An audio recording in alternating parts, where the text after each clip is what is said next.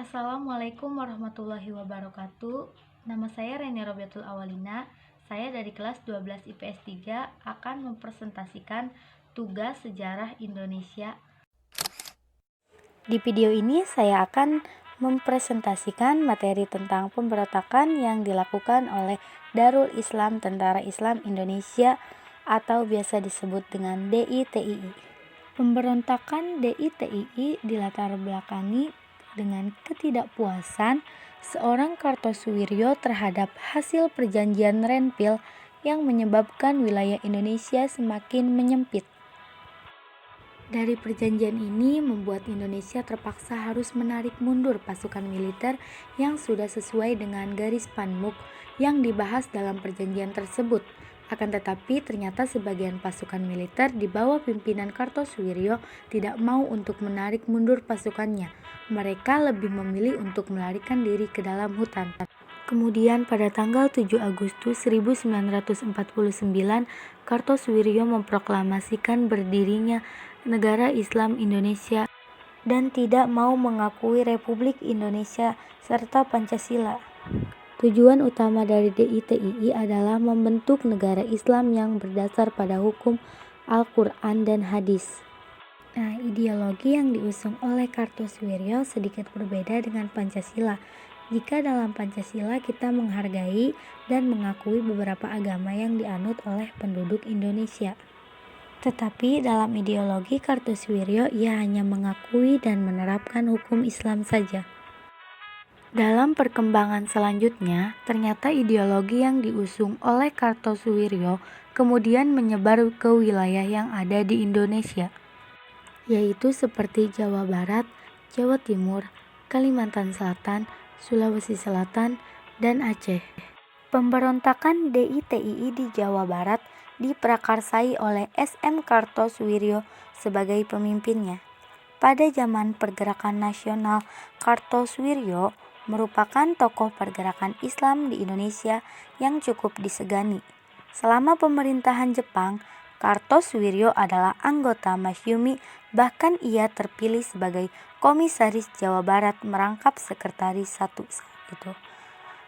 Dalam kehidupannya ia mempunyai cita-cita untuk mendirikan negara Islam Indonesia, dan untuk mewujudkan cita-cita itu, Kartosuwiryo mendirikan sebuah pesantren di Malangbong, Garut, yaitu bernama Pesantren Supah.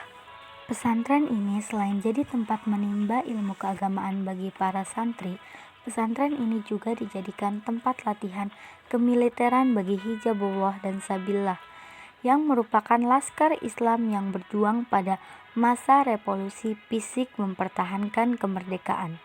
Dengan pengaruhnya, Kartosuwiryo berhasil mengumpulkan banyak pengikut yang kemudian dikadikan sebagai bagian dari pasukan Tentara Islam Indonesia atau TII. Jadi dengan demikian kedudukan ini Kartosuwiryo semakin kuat. Sementara itu ketika pasukan Siliwangi melaksanakan hijrah dari Jawa Barat ke Jawa Tengah, saat itulah terjadi kontak senjata yang pertama kali antara pasukan TNI dan DITII pimpinan Kartosuwiryo ini. Seolah perang berlangsung. Pasukan DITII dibantu oleh Belanda, karena Belanda dari awal memang menginginkan Indonesia untuk pecah. Dengan bantuan Belanda, maka peperangan antara DITII dengan TNI jadi semakin sengit. Hadirnya DITII kemudian mengakibatkan penderitaan bagi Jawa Barat, karena penduduk tersebut sering menemukan teror dari pasukan pemberontak ini. Para pasukan DITII juga merampas harta milik warga untuk mencukupi kebutuhan mereka sehari-hari. Dengan melihat kondisi seperti ini, pemerintah Republik Indonesia berupaya untuk menghentikan pemberontakan tersebut. Dengan melakukan operasi militer, pemerintah saat itu menggunakan taktik pagar betis, yaitu operasi yang dilakukan oleh TNI dan juga bekerja sama dengan rakyat setempat. Alasan pemerintah saat itu melibatkan rakyat dalam pengepungan karena pihak militer kesulitan membedakan antara gerombolan pemberontak dengan rakyat yang anti pemberontak, karena tampilan mereka terlihat sama. Sehingga peran rakyat di sini adalah memberikan info kepada militer tentang siapa saja yang terlibat dalam pemberontakan tersebut. Tujuan dari taktik pagar betis ini adalah untuk mempersempit ruang gerakan DITII. Kemudian operasi ini pun berhasil.